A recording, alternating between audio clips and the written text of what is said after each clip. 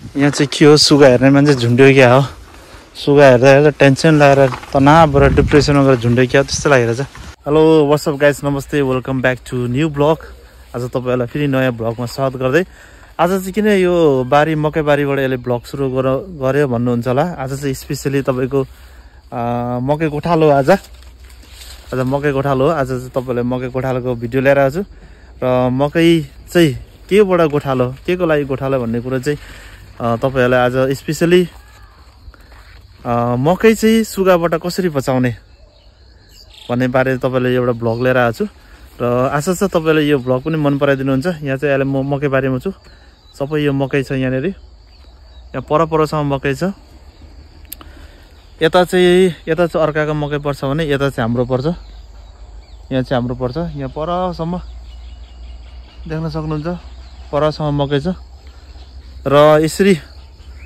मारी चाहिँ नहाल्ने हो हैन मारी चाहिँ नहाल्ने हो तर्साउने हो उनीहरु कता कता बस्छ त्यता ग्याटिसले ढुङ्गा हान्ने हो तर्साउने हो र मकै खान नदिने हो मकै एकदमै धेरै खाइसकेछ तर यसपालि चाहिँ धेरै जनाले मकै लगाउनु भएको छ त्यही भएर चाहिँ सबैतिर सुगा बाडिन्छ सबैतिर सुगा बाडीपछि अलिअलि थोरै जनाको हुँदा धेरै सुगा आउँदै धेरै खान्थ्यो भने धेरै जनाले मकै लगाएपछि चाहिँ सुगा एकदम बाडिन्छ बाडीपछि धेरै नोक्सान हुँदैन बाली धेरै जग्गा हुन्छ कराउँदैछौ पर देख्न सक्नुहुन्छ सुगा उडिरहेछ यता पनि आइरहेछ यता चाहिँ हाम्रो बाली पर्छ उडेर आइरहेछ यहाँ अगाडि सुपारी बगान छ सुपारी बगानमा आएर बस्छ तपाईलाई म देखाउँछु पर टुप्पीमा आएर बसेछ दुईजना धेरै टाढो छ देख्नु भयो होला एउटा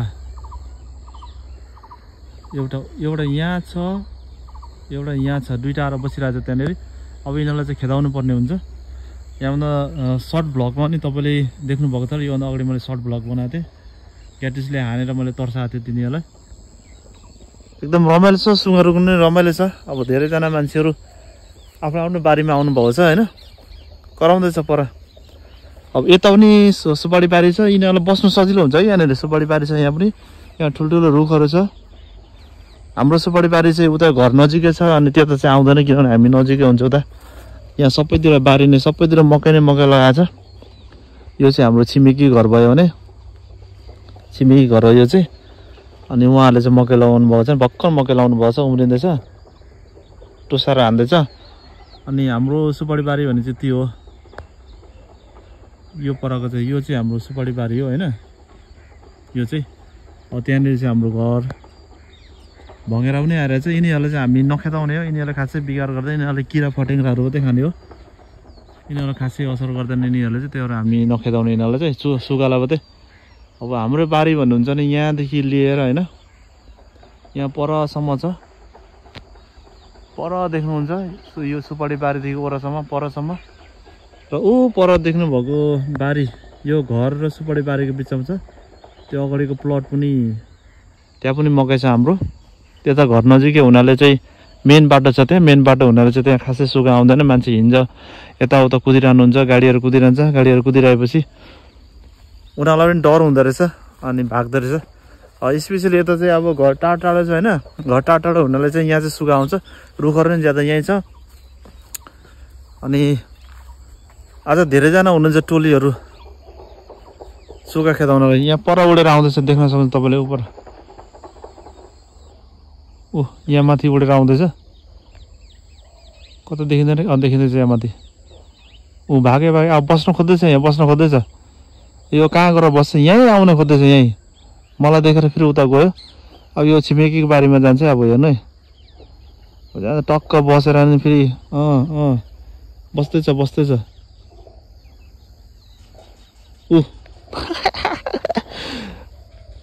तपाईँहरू सुन्दै हुनुहुन्छ त ढ्याङ्ग्रा बजाउँदै हुन्छ कसैले ग्याटिस बोकेर तर्साउँदै हुनुहुन्छ भने कसैले चाहिँ थाल बजाएर तर्साउँदै हुन्छ कसैले चाहिँ अब बोतलमा ढुङ्गा लगाएर टाटा गरेर तर्साउँदै हुन्छ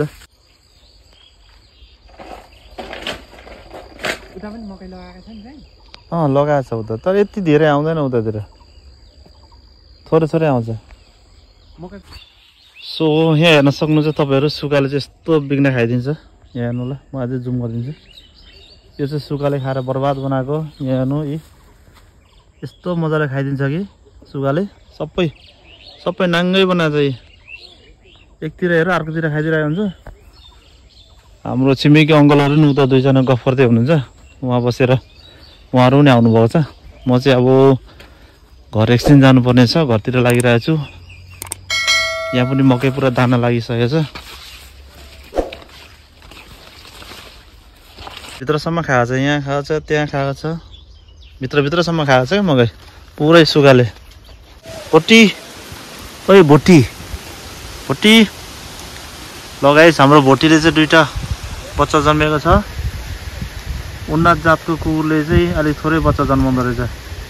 यहाँ 2टा तल पनि मैले हाम्रो ठुली बहिनी घरमा देखेको थिएँ, त्यो पनि 2टा मात्रै जन्मेको थियो, यसले पनि 2टा मात्रै जन्मेछ।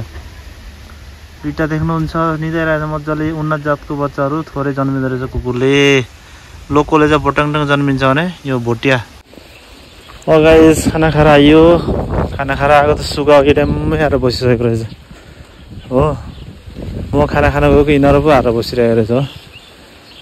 यहाँ रुखमा आएर बसिरहेको चाहिँ कराउँदैछन् सुगाहरू। पर रुखमा बसेको छ। अब छिमेकी बारीका मान्छेहरू नि सबैजना खाना खान गयो। उतै एउटा आएर बस्यो यहाँनिर, यो रुखमा आएर बसेको छ। त्यहाँनिर किम्बुको बोटमा आएर बसेको छ। टक्कै खेदाउनु पऱ्यो अब त्यहाँ गएर त्यसलाई हो।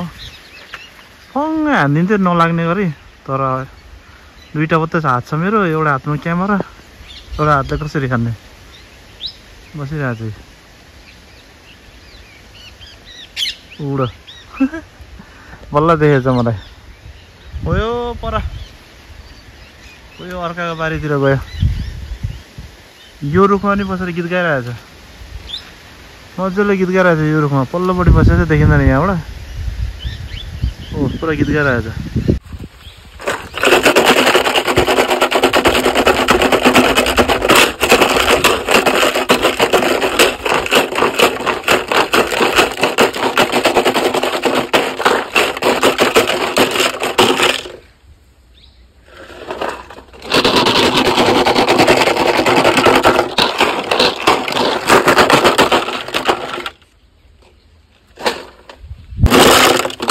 यस्तो गर्नु चाहिँ के भन्दा नि तपाईँको गएर ग्याटिसले हान्दाखेरि पक्का लाग्न पनि सक्छ नि। रिसाको झोकै हान्दा लाग्न पनि सक्छ, मर्छ। त्यो चाहिँ यसरी यो बजायो भने चाहिँ मान्छे आयो भनेर उनीहरूलाई थाहा हुन्छ, त्यही भएर भाग्छ नि त। अनि यता आफ्नो बाली पनि जोग्यो, उनीहरूको ज्यान पनि जोग्यो, 2टा जोग्यो। उनीहरूको ज्यान पनि गएन, बाली पनि जोग्यो। किनभने धेरै मकै खाइसकेको छ सुगाले। रिसा झोङमा ग्याटिसले पक्का हान्दाखेरि त भ्याक्लाक्कै झरेर मर्न पनि सक्छ। त्यही कारणले यो चाहिँ उनीहरूको ज्यान बचाउन हो र प्लस हाम्रो मकै पनि बचाउनको लागि हो। क्याटिसले चाहिँ मकै मात्रै बचाउँछ, ज्यान मार्न सक्छ। कुद्दैछ पर, कराउँदैछन्। क्वाक क्वाक क्वाक गर्दैछ।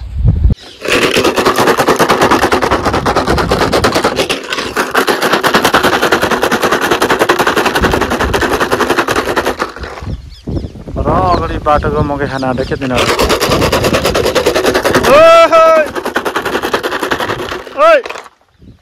पर घरबारी खाना आँट्यो क्या। भाग त्यहाँबाट भाग। सो साथीहरू, हाम्रो छिमेकी साथीहरूको चाहिँ जुगाड देख्न सक्नुहुन्छ। सेतो झन्डा रातो झन्डा। यो सेतो झन्डा रातो झन्डा चाहिँ कुनै पार्टीको होइन कि, यो चाहिँ मकै जिन्दाबाद सुगा मुर्दाबाद, मकै जिन्दाबाद सुगा मुर्दाबादको लागि चाहिँ यो झन्डा लगाएको। साथीहरूको आफ्नो आफ्नो जुगाड छ। कसैलाई थाल बजाउने आउनुहुन्छ। म चाहिँ ग्याटिस र यो के अरे ग्याटिस प्लस बदल, यो 2टा छ मेरो जुगाड चाहिँ यहाँनिर। यहाँ चाहिँ के हो, सुगा हेर्ने मान्छे झुन्ड्यो क्या हो। सुगा हेर्दा टेन्सन लागेर तनावबाट डिप्रेसनमा गएर झुन्ड्यो क्या त्यस्तो लागिरहेछ। के हो यो मान्छे झुन्ड्यो के झुन्डेको? टेन्सन लागेको छ मलाई। आफ्नो बारी नजिकै छ। के हो यो? मान्छेहरू गजबको थोत्रे रेनको लिएर झुन्डाइदिएको रहेछ यहाँ मान्छे जस्तो। चराएर देखेर भाग्छ मान्छे छ भनेर। बाठो मान्छेहरू हाम्रो छिमेकीहरू साह्रै बाटो हो। म त तनावबाट झुन्डेछ क्या हो, धेरै मकै सुगालाई खायो भनेर भनेको त ज्याकेट पो छोडेर गएको रहेछ।